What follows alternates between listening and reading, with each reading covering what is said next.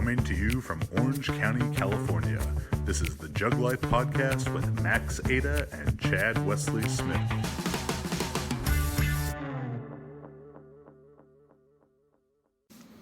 Hey everybody, Chad Wesley Smith here. Another episode of the Jug Life Podcast. Joined, as always, pretty much always, by my co-host, Maximilian Montana. How you doing, buddy? I'm good. I'm doing well. I wish that Maximilian was your real name. It's not, no. Maximus? Just Max. Straight. Just 3 letters. What was it before you did all the front squat maxes? Minimum. Minimum Ada. Minimum Montana. Minimum Montana. And, so we are just 2 weeks away as we record this from 2019. And, with New Year's resolutions and New Year, New Me upon us, we want to talk to you about some of our goals for Juggernaut in the coming year. Goals, business goals, sportsman goals, just kind of relationship goals, life goals. Yeah, just things that we're looking to do with the company and through the company in this next year. So, just before we get into that, Max, do you have anything that you do with your athletes in terms of goal setting? With some of them, not everybody, some of them I try to sit down and talk about, like, not so much particular numbers, because I think that giving people number goals can kind of backfire, but I do talk about, like, expectations as like a, what are you putting as an expectation for yourself for training, for this and that. And so one of the big ones is habits for me. And something I've tried to get a lot of lifters to do this year is much better record keeping and logging of their workouts, because that's something that's really made a big difference for me, is keeping track of, numbers and, what was done, makes, misses, percentages, those kind of things, and getting people into that, in addition to logging, the intangible stuff, like, how are you doing with your sleep schedule? How are you doing with your nutrition? How is your adherence to, actually communicating what workouts were for you to me and to other people on the team? So that's definitely something in terms of, like, goal setting, is to try and get people to really do that stuff better. Yeah, and I think that, is a very important idea for athletes to understand as they go about setting training goals, and it can extend to some of the other stuff we're going to talk about as well, is that it needs to be, tangible in some way, and a measurable thing. It's one thing to say, I want to get better at the snatch, and I guess that means, like, kilos on the bar, but setting more specifically measurable goals, I think, is very valuable.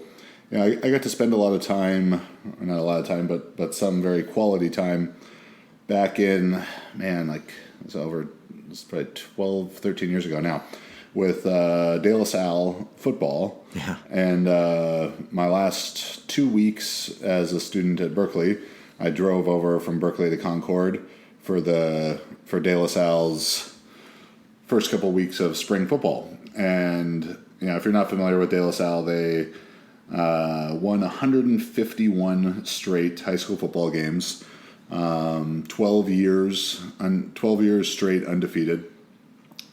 In doing that, they beat many of the best teams in the country, and very often beat teams that on paper physically seemed like they were far superior to them. Yeah. That De La Salle, though they definitely had some star athletes, Maurice Jones-Drew, DJ Williams, people like that, they were also beating the Long Beach Polys of the world, who had, five-star guys on their team, and all these 300-pound linemen, and they were doing it with 200-pound linemen, and technique and hard work and all that kind of stuff. And a big part of their success I think, was their team culture, and part of that was goal setting and accountability to those goals. They did these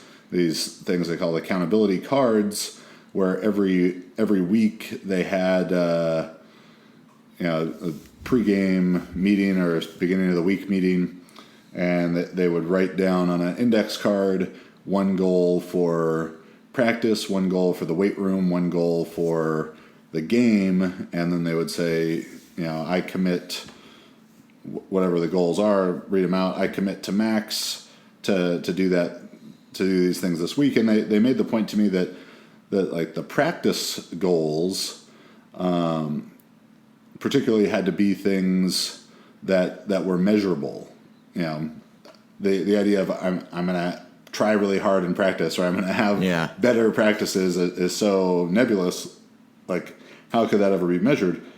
But they would do things like, I commit to stay 15 minutes after practice to do extra work on, my pass block footwork, things like that were specifically measurable, so you could tell, did I do it? Did I not do it? Your accountability partner, your sponsor, would hold you accountable to that, and that always kind of stayed with me. So something to keep in mind for the athletes listening in regards to their own goal setting.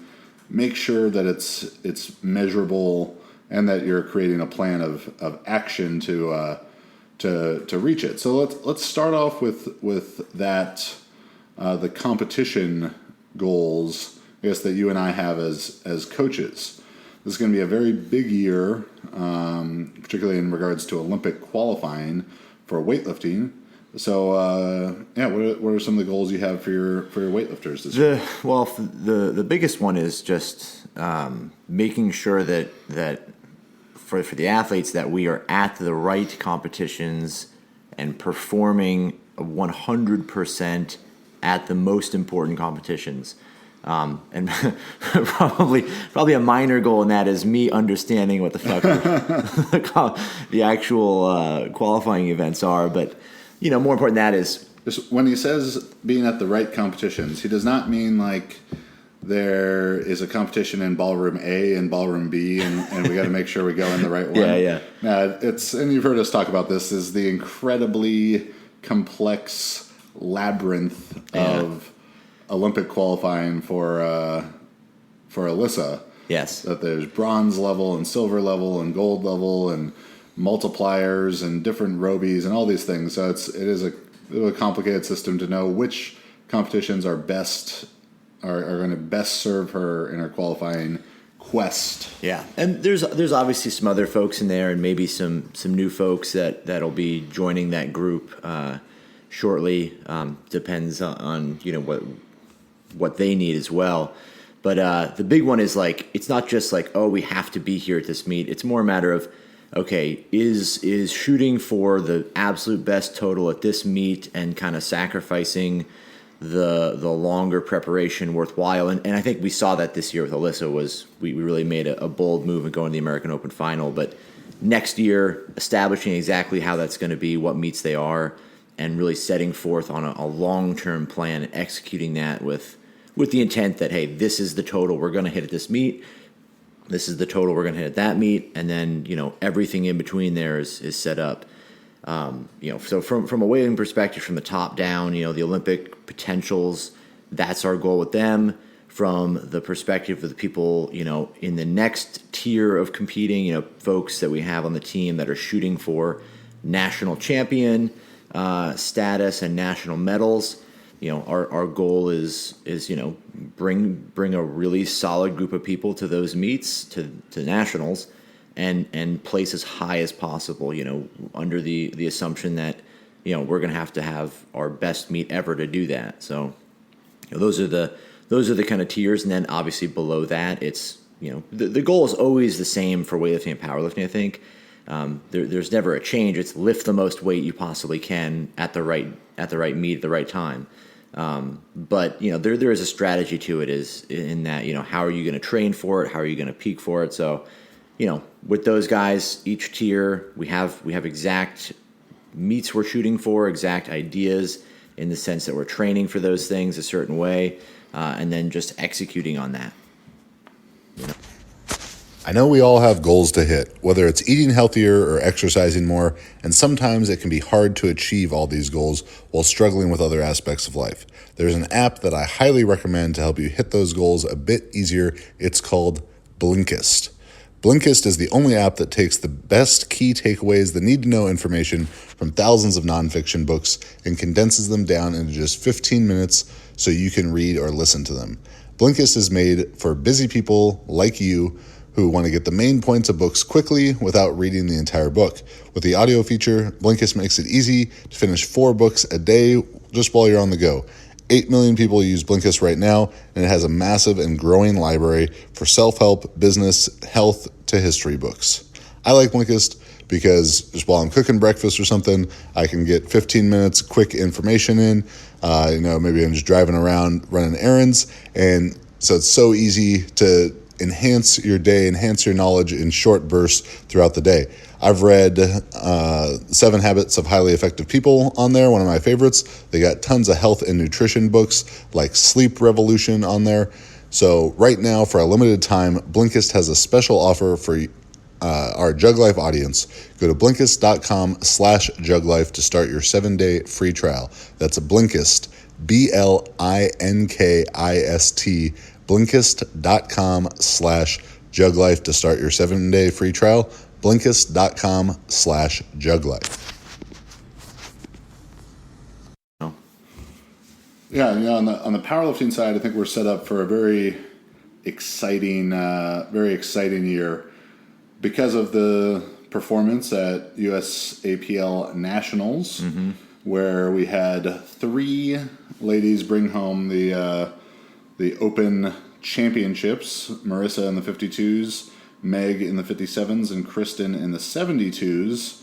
Knock on wood, we have 3 ladies headed to IPF Worlds. I guess that doesn't become official for a couple more weeks, but you'll definitely hear about it if something happens there. There'll be a podcast, at least one. So we have a very unique opportunity there to. I have to go back and look, and maybe it's happened, but in the couple of years that we've been going to Worlds, this will be the 4th time I've been there coaching Marissa. I don't think that there's been any one group, one team that's had that many on the Open team. Many people from one team on the Open team? Not that comes to mind really. And Team Juggernaut's bringing 3 of 7 women. That's pretty solid. Yeah. It's a solid showing in the Open division. Yeah. There's definitely been, I'm sure, RTS, TSA, who coached so many, and like Joey, who coached so many lifters in the USAPL, that they've had juniors and sub juniors and masters and all that kind of stuff. But as far as the Open ones, the adult. The real ones, the adult ones. Yeah, I don't know that there's been 3. So that's gonna be a very exciting time for us to go over there to Sweden in June, and definitely come back with at least 3 medalists, but have the potential to come back with 3 champions. So that would be a very special thing. In the vein of not making the goal strictly numbers. The goal is to win. Let's not. Never gonna deny the fact that winning is extremely important. Yeah, you can have all the feel good speeches and it's just me against me. Well, no, actually, when you go to Worlds, it's you against everyone else. So. What is the quote? Winning isn't everything; it's the only thing. Yeah. So we're going to win. We're going to lift whatever numbers are necessary to do that. But I think our goal there as coaches and Max coaches Meg Scanlon is to just ensure the smoothest, most well organized preparation for that to make sure we're showing up to the meet as healthy as possible in body and mind, so that those three women can do what they're capable of. Because what the best that they're capable of is definitely good enough to bring home some. If I know anything about IPF Worlds, to bring home some very thin, poorly made medals. And in fact, they might be. But they also have a cheap ribbon too. So yeah, they might be yogurt. They might be yogurt lids. It might be like the Office Olympics. With the gold yogurt lid, the silver yogurt lid, and the blue one, which is just the backside of the gold. Right. Just don't flip it over. Yeah, don't flip it. Yeah, so that'll be an exciting thing. For other the kind of primary lifters I coach, like Brandon Allen, Andy Huang, they're going to have the biggest competitions in the world, like they've had the last few years. U.S. Open, big dogs. Andy it's definitely time for him to go over 1,000 kilos in sleeves. He moved to low bar squatting recently. We've been giving that a try the last few weeks. I think it'll go well for him, and his back is obviously very, very strong. As most people's back who can deadlift 850 are. So he should benefit from that. It'll just become kind of a balancing act, I think, of keeping his arms healthy enough, because his bench isn't at a great bench, so we don't want low bar squatting to take away from that. Yeah. But to keep balancing that, and just for him to put it all together, he'll have meets where it's a good squat and a good bench and not a great deadlift, or some other combination of one or two of the lifts being good and the third one not being quite where we want it. And it's tough when your goals are so high of biggest total ever, all-time world record total, like it's pretty tough to get that done on less than like 8 for 9 kind of days, maybe 7 for 9 kind of days. So and the line becomes so much, the target becomes so much more precise when the numbers get bigger and bigger. You have to have your best day, and 97% of your best sometimes just doesn't get it done when the goals are so lofty. So that's something we're just keep trying to hone in for him. Brandon definitely has unfinished business at both the U.S. Open and Big Dogs meets that he had the winning deadlift in his hands above his knees. Yeah, that was impressive. In both of them. If someone was to win both the U.S. Open and Big Dogs in the same year, which has not been done, we're on the third. Or there's been 3 of both of them, Big Dogs 3 and 3 U.S. Opens. Though the first one was not at the same caliber, but it's been different people winning them all. Milanichev on Big Dogs, and then Peter Petros and Belkin winning the U.S. Opens, and Brandon could go and win both of them, and I think it would be a very difficult thing to argue against at that point if a year from now he's U.S. Open and Big Dogs champion in 2019, that he's not the best powerlifter in the world. Even if it's not with the all-time world record total or something like that, winning the biggest meets makes you the best lifter in a sport that's about competition, not just about numbers. So that's something that so I've seen you over your career change your not necessarily change your philosophy, but maybe kind of modify the way you apply your philosophy, because I think you understood even a long time ago about the importance of long-term planning and long-term development, but actually watching you apply it where you had some meets where it was like, compete, and or years where it was compete. The quote-unquote off-season or time off between those meets was maybe didn't apply the best kind of training there. And you have said before that you felt like the taking more off-season type training between those big meets. How much do you think, I mean, obviously it's important, but how much do you think your perspective on handling lifters like, I mean, someone like Marissa and someone like Brandon Allen, and, you know, for myself, someone like Alyssa and Meg, like these people we're looking to have the absolute best performance at one particular event, and that may be one or two events in a year. How much more have you found that you've got to adapt or sort of really just take into account much longer periods of training time and that process of like, let me sit down and like look at like 8 months of training here, and not necessarily writing out sets and reps that far out, but really like establishing, okay, here's what the general plan is for the whole year.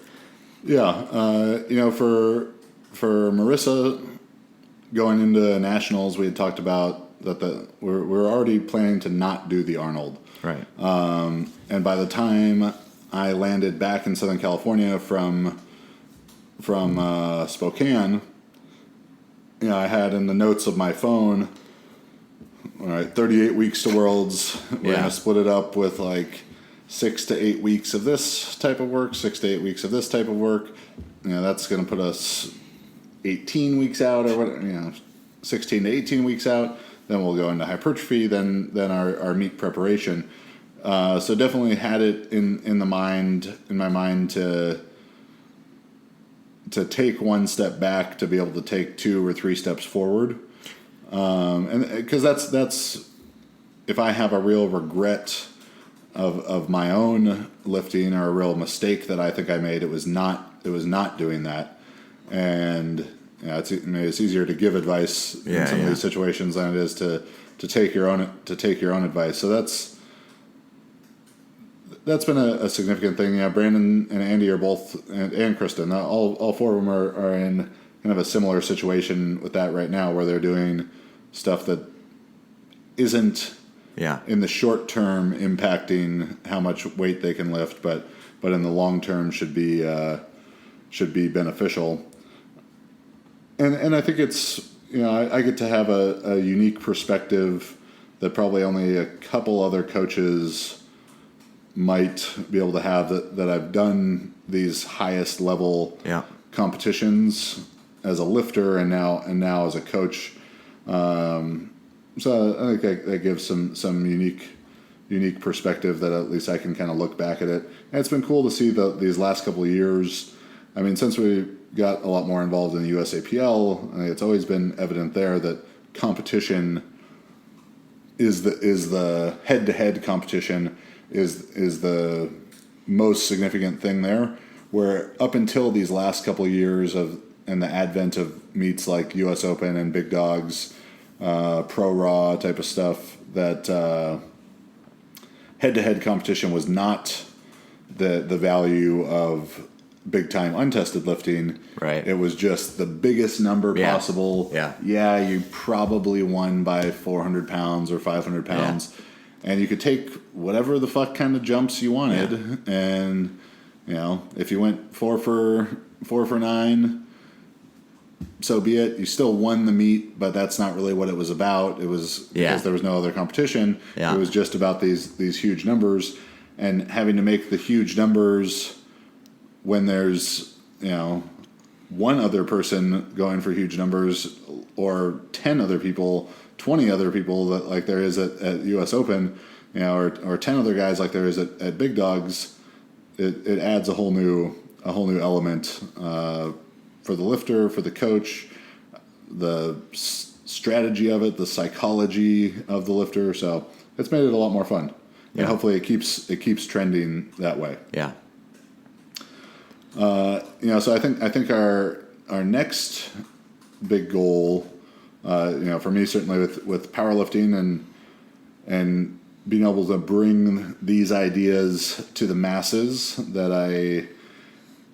is ongoing now, but 2019 will be really when it starts coming to fruition, is the continued development of our AI system. You know, we put several hundred, Garrett, maybe thousands of hours of work into what we're doing there. You know, we're aiming for this for mobile app release in early 2019. Hopefully around March or so, and it'll have so many improvements over what we've got right now in terms of the way that it can select weights, track athletes' PRs and progress and projected PRs. The 3 Ps. In all of their exercise and exercise variations. Being able to operate there on its own server is just going to give it so much more power in regards to that I'm very, very excited about its potential. Another P. The 5 Ps. Yeah. Because power. I think, and then the 6th P, pterodactyls. It's a dinosaur. Kids love them. I think what is really cool about the AI thing, and obviously, it sounds like a sales pitch and whatever, and I'm biased, but the thing that makes it super unique is that it is a systematized version of Chad's brain and Chad's programming, all his logic, but with a big group of people, you have lots of data to collect, and it's not just hey, I wrote this template, do it. Everyone does it. They all find the same mistakes with the template, but no one ever does anything with that information. Now you've got a system that you can actually draw data out of, use that data to further refine the system, and create better and better and more refined versions of the same system.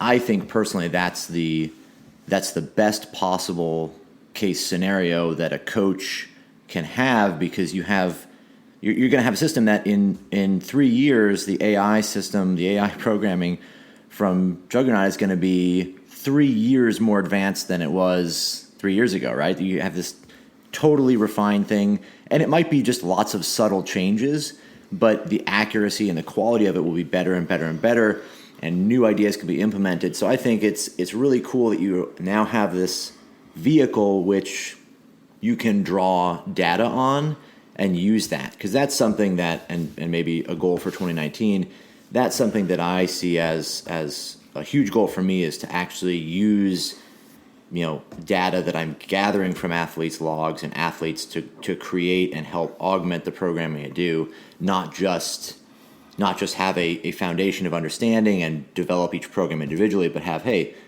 look at these trends we see, look at this information, how can we use that? Yeah, the other day I was working on an outline for a video about specificity in regards to sport performance, and part of that was transfer of training and special exercise selection. So I got to looking, or re-looking at Bondarchuk type of stuff, and they have these dynamic correspondence tables, basically talking about how predictive of sport performance different exercises are for different levels of athlete. And I've been critical a lot of times of a lot of like American sports science research, saying that it's not done with athletes of high enough qualification, nor over a long enough period of time. When you compare them particularly to the gold standard of sport performance research, these dynamic correspondence tables from Bondarchuk, because of the way the Soviet system was structured, and he was at the top of that for the throws, it got to be these longitudinal studies of the same athletes in a lot of cases as they progressed from 10-year-olds up to international master of sport in shot put and hammer and discus and javelin. So you got to see what exercises were important to them and showed high transfer when they were younger and when they were more developed. And by studying athletes, the studies are over a very long period of time, like 25 years. Yeah. And when you're studying people who are really high level, you get to take out a lot of the variables that could make the data less useful. Because if an international master of sport in the hammer throw, his technique is good. So his technique is great. So technical changes to the throw aren't going to be what's changing his sport result significantly. You know that because of the structure of the Soviet system, that they went from, the sports school to the junior coaches to the senior coaches to the higher senior coaches, or the highest, and Bondarchuk. But Bondarchuk was creating the framework that all the other training happened in. So you know that their training history was pretty similar. So you had to eliminate a huge variable there. But to make this long story a bit shorter, you got real information from a huge pool of data to really say these are the exercises that mattered the most to these athletes being successful. And he revolutionized the world of track and field coaching and sport performance coaching with that information, being able to take people like Yuri Sadiq and Sergey Litvinov and be like, you know what, they don't need to clean and snatch and squat that much to throw the hammer 80 meters. Yeah. Here's what they are, and they don't need to do that when they're at the 80-meter level. Is developing that stuff when they're younger more useful? Certainly. But as they got higher and higher and the special strength exercises came into play more, that's the kind of information they were able to take from that. And right now, there's about 1,600 people using our AI system, and it's only, it's almost 7 weeks into the beta.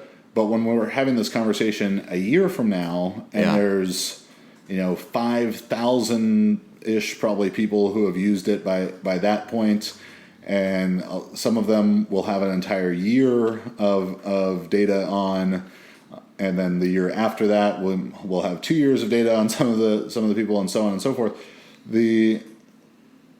Our ability to say these are the performances that matter, are the people who are getting great at 10 reps. How's that transferring to their meet performance? Yeah. Or is it the people doing 5 reps? Or is it how did this group of people's pause squats improve? Did people whose pause squat improve a lot? Is that what's correlating or causing bigger meet results? Or how does how does people's front squat improvement carry over to their low bar back squat improvement, and so on and so forth, and get a lot of really valuable data that I think is going to make huge impacts on our coaching, certainly, but probably on everyone's coaching would be the goal.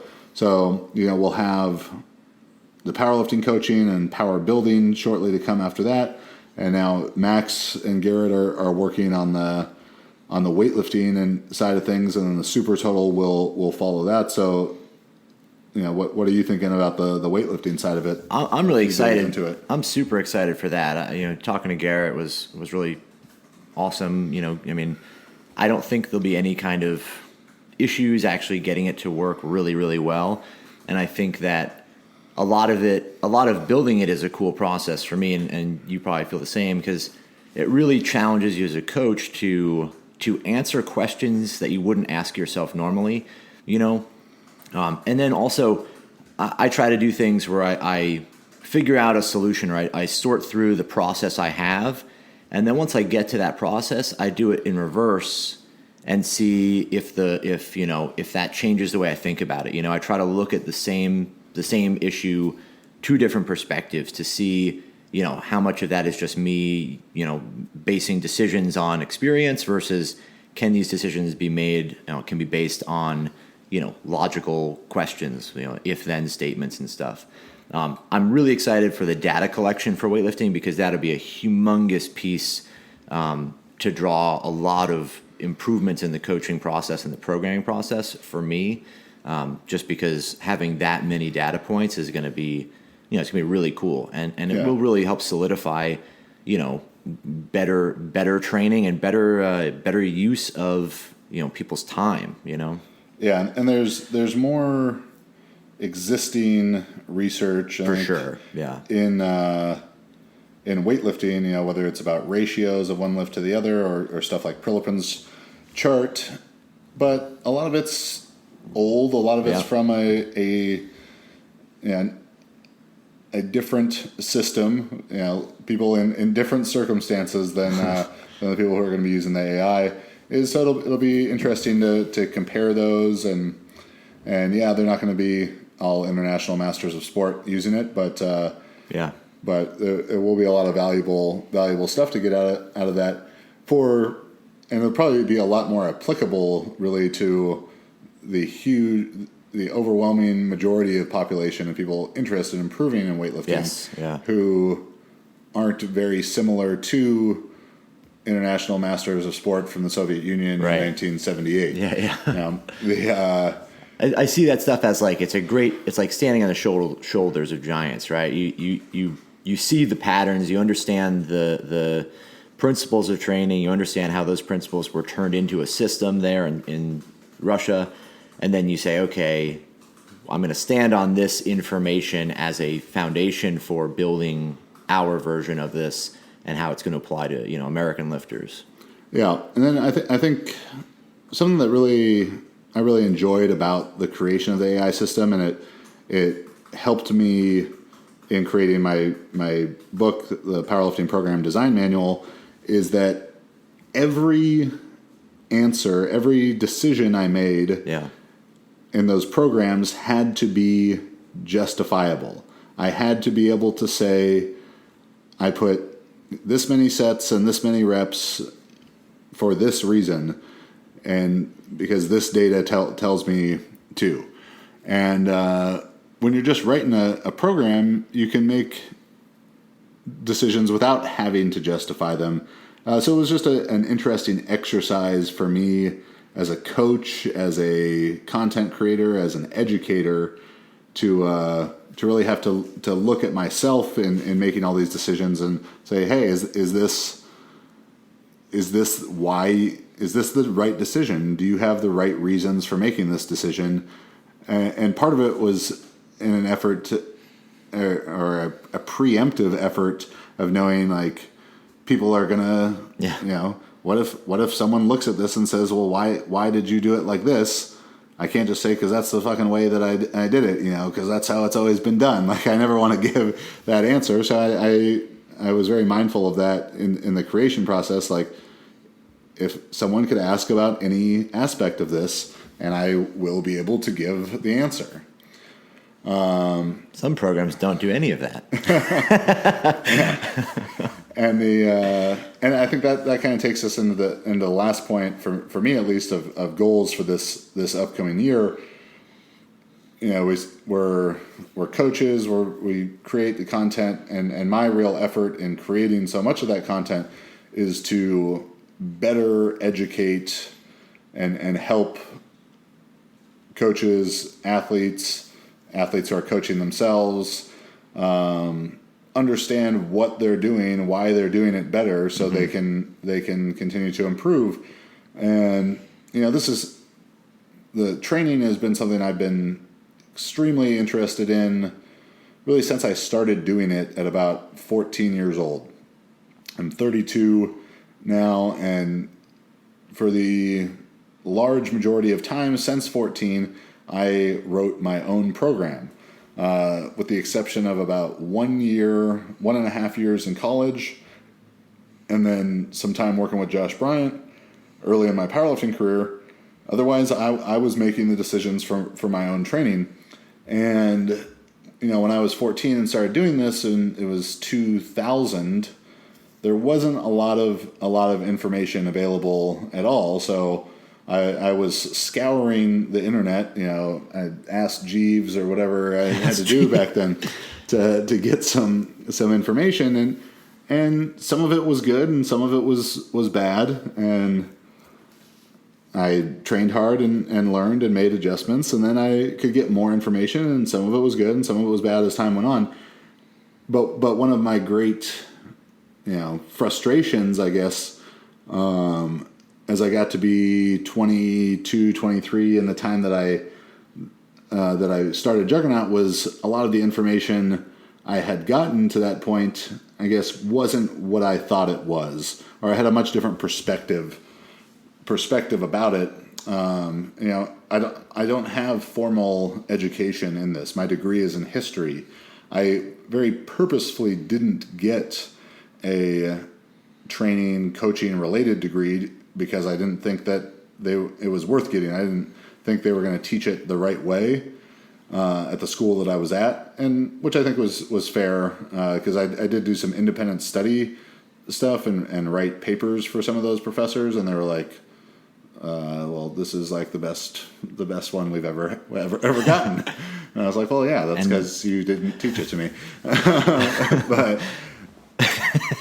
But as I was out there reading stuff and trial and error on myself, and as I was coaching high school football, I just want to be able to cut out a lot of those frustrating missteps for other people. And we've talked plenty about what makes an expert and how consumers of information of products should be critically thinking about why they're listening to someone or if that person's worth listening to and the information that they're being presented with.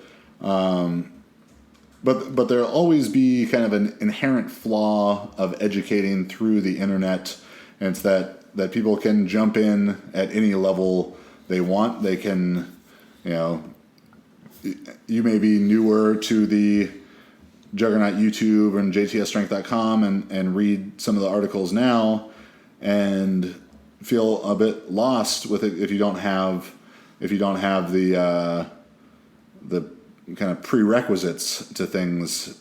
So that's why I'm always trying to make a more systematic approach to the content. Why we do series like Squat Pillars and this kind of current series of how to find your MRV, how to find your frequency, all those ideas, because one video or one article builds on the other. Just like you go to school, and if you just showed up, if you skipped the first month of class and then showed up, of course you'd have no fucking idea what was going on. So we're just trying to be more systematic about that, as always, trying to be descriptive rather than prescriptive, and give you the principles. Though I do with things like the program design manual, trying to bridge that gap between just principles or just prepackaged programs, but explain the principles and then say, hey, here is a program that was written for this theoretical situation because of this reason, this reason, this reason, and this reason. Because it's frustrating to me as someone who was there 7-8 years ago, 7 to 10 years ago, really, being presented with information that I thought was the best thing, and then realizing this wasn't really for what I thought, or I wasn't equipped with the understanding of and the ability to understand what it was and what it wasn't. And I see some people now going through that same stage and not knowing they're in it. I didn't know that I was in it, but I know I know now that they're in it, and just wanting to kind of give them a better way. I don't think there's any other group I've seen anywhere, including top foreign coaches, even other people's books. There's a couple of decent books that I would say do a fairly sort of okay job of literally bridging the gap between theory and practice. And that's Chad taking the scientific principles of training and explaining the process by which you use those and you apply those principles to actually create a program. And in addition to that, every decision along the way can be explained and either related back to principle in that it applies to the principle, or related back to experience in that, this is my personal experience. This will work this way. There is literally an answer for every single question that's asked. And the fact that I guarantee you there's no one else that I can think of that is in that level where Juggernaut is, the ability to actually explain principles, process, then actually have a program at the end. The 3 Ps. The 3 Ps. How many Ps are we up to this episode? Eight Ps now, I believe. 8 Ps. It's a lot of Ps in this program. 2019, the year of the P.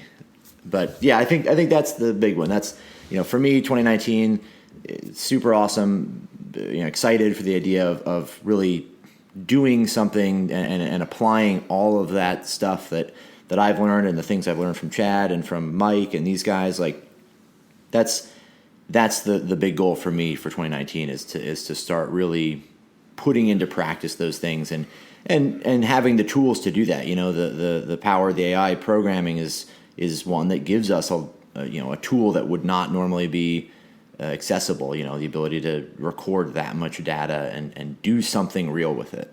So yeah, so I think kind of to summarize, in 2019 we want to be better coaches, readying a number of athletes in powerlifting and weightlifting for historic performances. I mean, IPF World Championships, some of the biggest totals ever, people chasing Olympic spots, all the way down to people who are trying to make PRs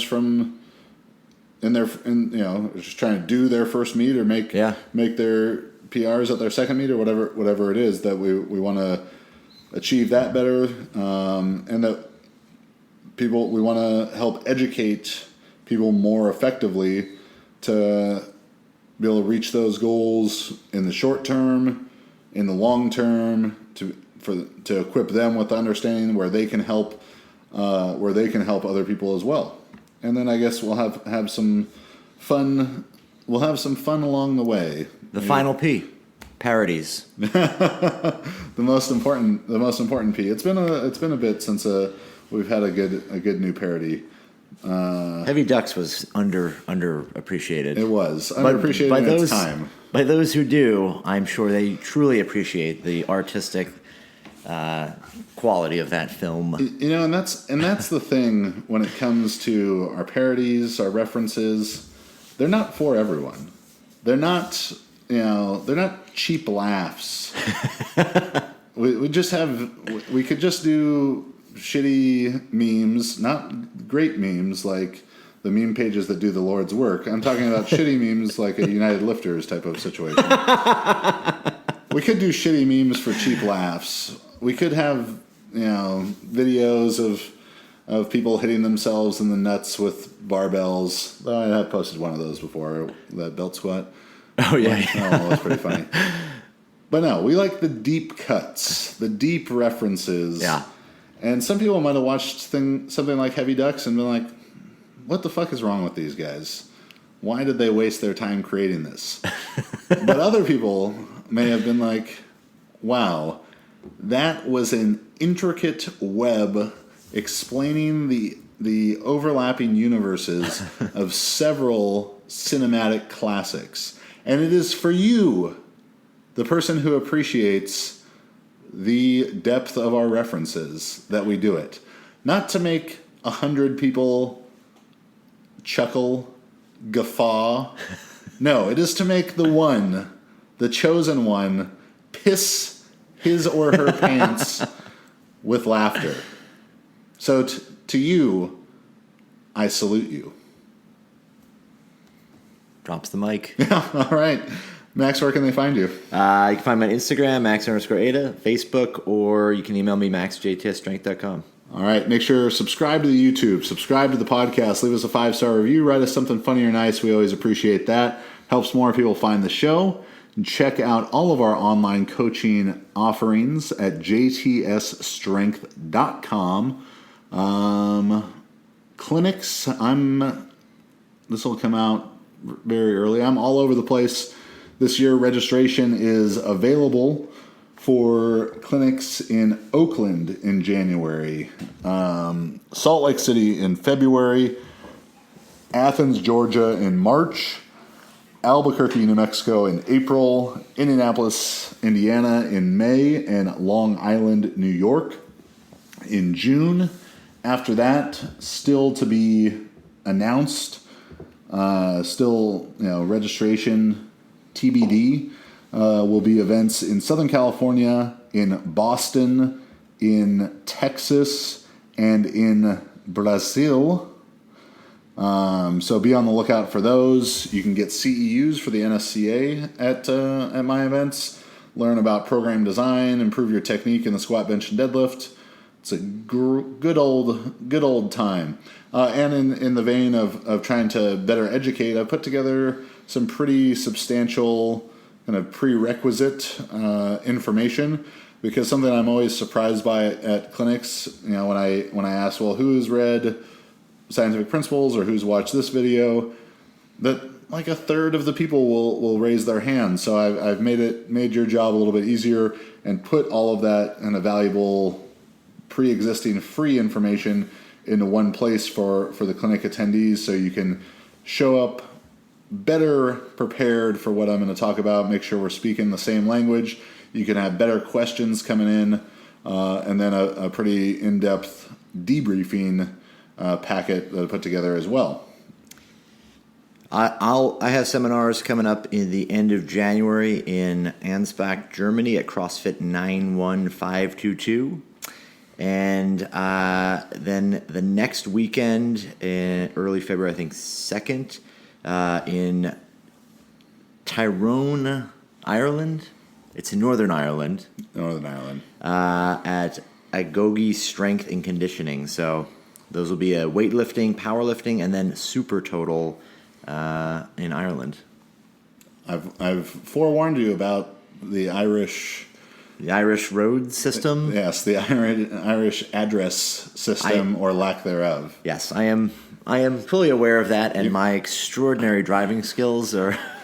Although I was offered, someone has from Ireland has already reached out and offered me the benefit of taking me around and driving me. I would suggest it.